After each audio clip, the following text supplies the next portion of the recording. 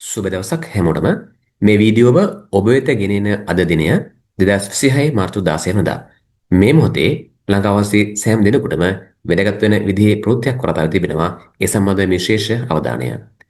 පාසල් ඇතුළු රාජ්‍ය ආයතන වලට සතියේ දිනවල බදාදා නිවාඩුවක්. පාසල් ඇතුළු රාජ්‍ය ආයතන වලට බදාදා දිනවල නිවාඩුවක්.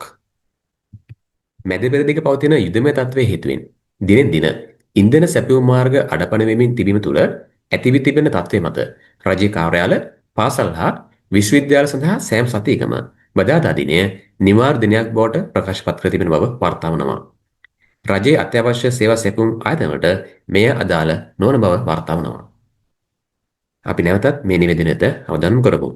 මැද පෙරදිග පවතින යුදමය තත්ත්වයේ හේතුවෙන් දිනෙන් දින ඉන්ධන සැපයුම් මාර්ග අඩපණ වෙමින් තිබීම තුළ ඇතිවී තිබෙන තත්ත්වය මත රජයේ කාර්යාල, පාසල් හා විශ්වවිද්‍යාල සඳහා සෑම සතියකම බදාදා දිනය නිවාඩු දිනයක් බවට ප්‍රකාශ පත් කර තිබෙනවා.